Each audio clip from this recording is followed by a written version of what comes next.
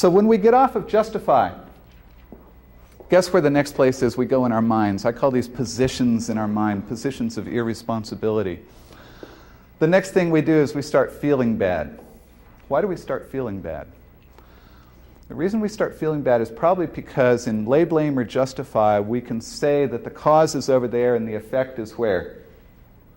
Here. The cause is there, the effect is here.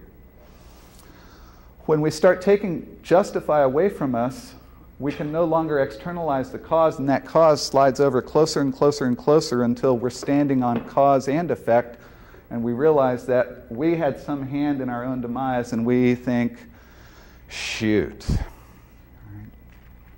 darn, I did this to me. And when we do that, we start to think that there's something wrong with me, I'm bad, I'm broken, I'm wrong, I'm incorrect, I'm adult, I'm stupid, I'm the one. In fact, here we think, blame me.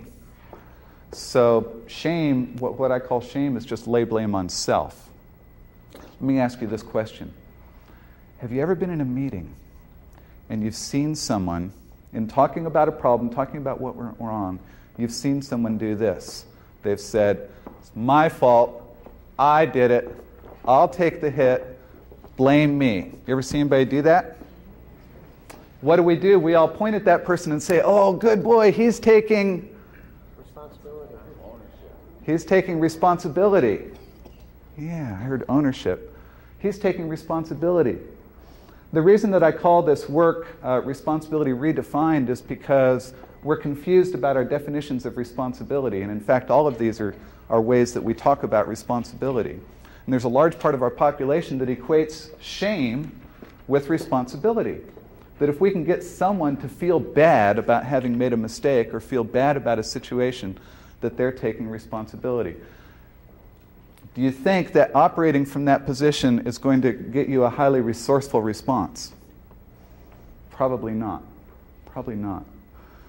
So, let me ask you this. How many of you are good at practicing shame? If you're not raising your hand, you're not telling the truth, I don't think, right? How many of us do it? All of us. We all do it. It's the way we process stuff when it goes wrong. How many of you are human? Anybody here human? We're all human, and humans make what? Mistakes. Humans are born to learn. We're born to learn. Which means, how many of you plan to know more tomorrow than you do today? Right? Yeah. How many of you plan to actually have more choices tomorrow than you had today? How many of you plan to realize tomorrow that if you knew what you know tomorrow a couple of days ago, you would have made some different choices? Absolutely.